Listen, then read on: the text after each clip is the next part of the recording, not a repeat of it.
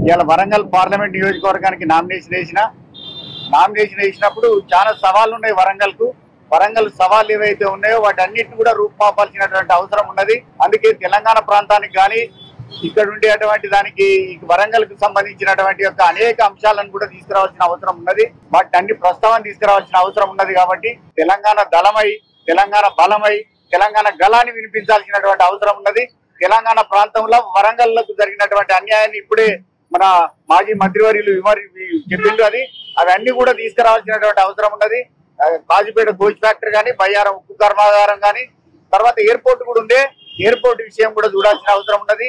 తర్వాత ఇక్కడ అనేక పరిశ్రమలు మూతపడ్డాయి. ఆ పరిశ్రమలన్నింటినీ కూడా తీసుకురావాల్సినటువంటి అవసరం ఉన్నది. కాకతీయ మెగా టెక్స్టైల్ పార్క్ ఇవాళ ఏదైతే ఉన్నదో అది కేసీఆర్ గారి ఆలోచన విధానంతో ఇక్కడికి వచ్చింది. ఆజాంజాయి మిల్లు మూతపడ్డ తర్వాత అదే విధంగా దాన్ని పునరుద్ధరించాల్సినటువంటి అవసరం ఉన్నది. దానికోసమే ఇవాళ కాకతీయ మెగా టెక్స్టైల్ పార్క్. అదే విధంగా ఇవాళ ఇక్కడ ఉండేటువంటి దేశాయిపేటలో కానీ ఇక్కడ ఉన్నటువంటి ప్రాంతాల లోపల అనేకమైనటువంటి లెదర్ ఇండస్ట్రీస్ ఉండే అవన్నీ మూతపడ్డాయి. అవన్నీ తీసుకురావాల్సిన అవసరం ఉన్నది. తర్వాత దర్రీస్ చేనేత కార్మికులకు కూడా చేయూతనియాల్సినటువంటి అవసరం కూడా ఎంతైనా ఉన్నది. ఇక్కడ ఉండేటువంటి దర్రీస్ ఏవైతే జిఐ ట్రాక్ ఉన్నది అవన్నీ కూడా తీసుకురావాల్సినటువంటి అవసరం ఉన్నది. తర్వాత భూపాలపల్లి లాంటి ప్రాంతంలో బొగ్గు ఆధారిత పరిశ్రమలు, ఇట్లా అనేకమైనటువంటి పరిశ్రమల స్థాపనకు ఇవాళ హైదరాబాద్ తర్వాత ద్వితీయ శ్రేణి పట్టణానికి రావాల్సిన అన్ని కార్యక్రమాలు చేయవలసి ఉన్నది. వీటన్నిటి కోసం ఈ ప్రాంతానికి రావాల్సిన అన్ని విషయాల కోసం తెలంగాణ గలమై ఉండాలి, తెలంగాణ బలం ఉండాలి, తెలంగాణ దళం ఉండాలి. కాబట్టి తప్పకుండా వరంగల్ ప్రజలందరినీ కూడా నేను విన్నవిస్తా ఉన్నా, ఒక నిర్ణయం తీసుకోండి. ఒక ప్రత్యేకమైనటువంటి సందర్భంలో మనం తీసుకున్నటువంటి నిర్ణయం. ఎందుకంటే గత ప్రభుత్వం చేసినటువంటి అనేక కార్యక్రమాలు, అభివృద్ధి సంక్షేమ కార్యక్రమాలను నష్టం చేసే దిశలో ఇవాళ ఇక్కడ రాష్ట్ర ప్రభుత్వం కానీ అక్కడ ఉన్నటువంటి కేంద్ర ప్రభుత్వం కానీ చేస్తూ ఉన్నది. మరి ఈ రెండింటికి కూడా గుర్తు చెప్పాల్సినటువంటి అవసరం ఉన్నది. అభ్యర్థుల విషయానికి వస్తే అభ్యర్థులను మీరు బేరీ చేసుకొని చూడాల్సినటువంటి అవసరం కూడా ఉన్నది. ఆ అభ్యర్థులు ఎటువంటి వాళ్ళు, మరి వాళ్ళ కడియం కావ్య అనేటమైన పేరుకు మాత్రమే పెట్టింది కానీ దాని వెనుక ఉన్నది మాత్రం కడియం శ్రీహరి గారే. కడియం శ్రీహరి గారు వెనుక ఉండి ఆ ముందటికి ఆమె నెట్టి వాళ్ళ చిలుక పలుకులు పలికిస్తాడు. కానీ అది కడియం శ్రీహరి గారి యొక్క ఆలోచన విధానం ఏంటిది, కడియం శ్రీహరి గారి ఇవాళ చేసినటువంటి దుర్మార్గం ఏంటిది ప్రజలందరికీ తెలిసింది, తెలంగాణ ప్రజలకు తెలిసింది. యావత్ రాజకీయ చరిత్రలో ఎటువంటిది పని అయితే చేసిండ్రో అది మచ్చగా మిగిలిపోయేటువంటి పరిస్థితి ఉన్నది. కాబట్టి వారికి బుద్ధి చెప్పాల్సినటువంటి అవసరం ఉన్నది. అదే విధంగా బీజేపీ అభ్యర్థి కూడా ఇక్కడ ఉన్నారు. మీ అందరికీ సుపరిచితులు. ఇక్కడ ఏం జరిగింది, ఏం ధ్వంసం చేసిండ్రు ఏదంతా ఉన్నది. కాబట్టి పార్లమెంట్ కు పంపితే మీరు ఆలోచన చేయాల్సిందిగా కోరుతూ మరి నాకే మీరందరూ కూడా మద్దతు తెలపాలని ప్రజలందరికీ విజ్ఞప్తి. వరంగల్ పార్లమెంట్ అభ్యర్థిగా డాక్టర్ సుధీర్ కుమార్ గారు 21 ఏళ్ల నుంచి ఉద్యమకారుడు. ఒక మచ్చ లేదు, ఒక అవినీతి మచ్చ లేదు, పార్టీల మారిందనే మచ్చ కూడా లేదు. అటువంటి వ్యక్తిని ఎడ్యుకేటెడ్, వాళ్ళ కుటుంబం అంతా కూడా హనుమకొండ జిల్లాలోనే ఉన్నారు. వారి మిస్సెస్ ఇక్కడనే ఉన్నారు. వారిని క్యాండిడేట్ గా కేసీఆర్ గారు డిక్లేర్ చేసినందుకు వారికి కృతజ్ఞతలు, ధన్యవాదాలు తెలియజేస్తూ ఈ రోజు నామినేషన్ వేయడం జరిగింది. అవతల పార్టీ వాళ్ళు కూడా వాళ్ళ డిక్లేర్ చేసిన వాళ్ళు ప్రజలందరూ కూడా గుర్తించుకోవాలి.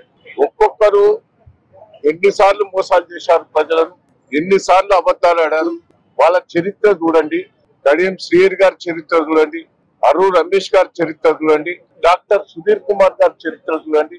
దయచేసి వాళ్ళందరూ వివిధ పార్టీలలో నిలబడి మోసాలు చేసి అబద్ధాలు మాట్లాడి ప్రజలను మోసం చేసి చాలా సార్లు గెలవచ్చు, ఓడిపోవచ్చు.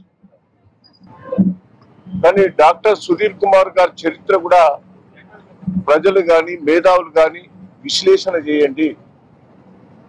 అతని వ్యక్తిత్వం కానీ తన చదువుకున్నప్పటి నుంచి కానీ తన క్యారెక్టరు, వాళ్ళ క్యారెక్టర్ కూడా చూడాలి. ఎంపీ, వరంగల్ ఎంపీ చాలా ఇంపార్టెంట్.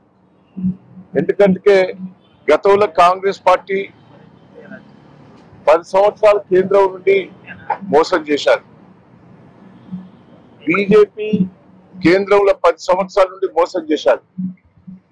వరంగల్ కు రావాల్సిన ఒక్కటి కూడా ఇయ్యలేదు. దయచేసి కోచ్ ఫ్యాక్టరీ పోయింది, గిరిజన యూనివర్సిటీ ఏదో ఎంబడి పడితే ఆయనతో వచ్చింది. అదే తిరిగా బయ్యారం ఉక్కు ఫ్యాక్టరీ పోయింది. ఎన్నో మనకు అన్యాయం జరిగినాయి. గత కాంగ్రెస్ ప్రభుత్వంలో అన్యాయం జరిగింది. గత కాంగ్రెస్ ప్రభుత్వంలో ఉన్న ఆంజామీలు కూడా అమ్మేసింది. ఇవన్నీ కూడా ప్రజలు గుర్తుపెట్టుకోవాలి. కేసీఆర్ గారు వచ్చిన తర్వాతనే ఎంతో కొంత అభివృద్ధి అయింది.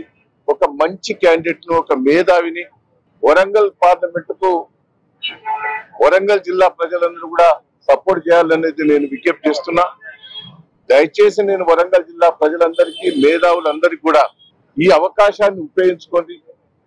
వాళ్ళ మీద చెడు ఒక్కొక్కసారి మీరు విశ్లేషణ చేసుకోమని ప్రజలకు విజ్ఞప్తి చేస్తున్నా.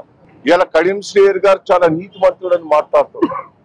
గతంలో ఏం మాట్లాడాడు, 2 నెలల కింద ఏం మాట్లాడాడు, 6 నెలల కింద మాట్లాడాడు, 5 ఏళ్ల కింద ఏం మాట్లాడాడు, 3 ఏళ్ల కింద ఏం మాట్లాడాడు అంటే చరిత్ర కూడా ఒకసారి ప్రజలు విశ్లేషణ చేసుకోవాలి. అరుణాచల్ చరిత్ర కూడా మీరు విశ్లేషణ చేసుకోవాలి. ఒక మంచి నీతిమంతుని, మచ్చలేని డాక్టర్ సుధీర్ కుమార్ గారిని గెలిపి వచ్చింది.